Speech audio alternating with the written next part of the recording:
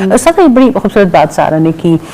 بہت کون سے ایسے خصوصی اعمال ہیں، آپ مسلسل بات تو کریے لیکن پھر بھی بندہ حریص ہے نا، وہ جاننا چاہتا ہے اچھا کون سا ایسا کام کر لوں، کس طرح سے اپنا. اور ایک اور بات میں ضرور آپ سے جاننا چاہتی ہوں کہ یہ وقت مغرب کے فوراً بعد سے ہی شروع ہو جاتا ہے، یعنی سم ٹائم آپ چند گھنٹے بھی ضائع کر دیتے ہیں، شاید قیام اللیل شروع کریں گے اس وقت سے تاخرات کا سلسلہ شروع ہو جاتا ہے، تو اس پہ بھی ذرا تھوڑی سی روشنی ڈالیے گا.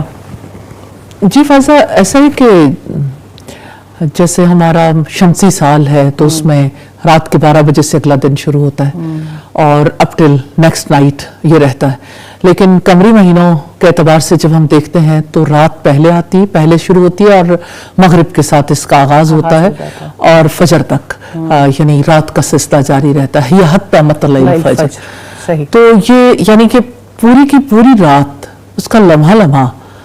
انسانوں کے لیے بہت خیر، بہت بھلائیاں، بہت نفع لے کر آتا ہے. اور آپ نے اچھی طرف پوائنٹ آؤٹ کیا کہ لوگ انتظار میں رہتے ہیں کہ اچھا چلو تراویح کا ٹائم آئے گا یا اسی طرح سے رات کا آخری حصہ. میں نے دیکھا کہ کافی وقت اس میں ضائع ہو جاتا ہے انسان کو، کیونکہ ایک اتنی قیمتی مومنٹ شروع ہو گئے ہیں تو اس میں کچھ بھی ضائع تو نہیں ہونا چاہیے. جی بالکل. تو اس میں یہ ہے کہ یعنی جب ابتدا ہوتی ہے تو ظاہر ہے روزہ افطار کرنے سے ابتدا ہوتی ہے اور افطار کرنے والے کے لیے بہت بڑی خوشی ہے. اللہ سبحانہ وتعالیٰ اس موقع پر جس طرح سے بڑی تعداد میں لوگوں کو جہنم کی آگ سے نجات کا پروانہ عطا کرتے ہیں. اور پھر یہ ہے کہ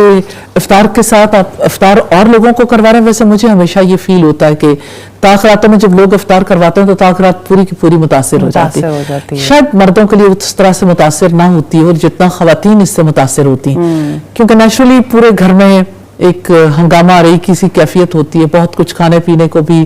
مہمانوں کے ساتھ، یعنی آپ مہمانوں کو فارغ کرتے کرتے تراویح بھی کافی لوگوں کی مس ہو جاتی ہے. اور پھر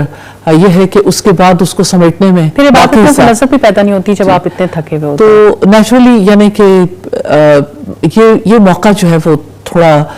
بے شک افطار کروائیں لیکن اس کو پلان اس طرح سے کر لیں جس میں باقی لوگوں کا وقت اس طرح سے ضائع نہ ہو. اور جس طرح ہماری ٹریڈیشنل افطاریاں ہیں ان کو 27ویں رات میں اس انداز میں نہیں ہونا چاہیے. خواتین کے لیے تو امام کعبہ نے بھی خصوصی طور پر تمام مردوں سے یہ بات کی تھی کہ آپ لوگ اس برکت والے مہینے میں اور خاص طور پر یعنی جمعے کے دن بھی اور باقی دنوں میں بھی ان لوگوں کے ساتھ تھوڑی مہربانی کریں اور ان کے اوپر اتنی زیادہ مشقت اور اتنا زیادہ بوجھ نہ ڈالیں. اور اگر ہو بھی تو اس میں یہ کہ پھر ایزی ویز اڈاپٹ کیے جا سکتے ہیں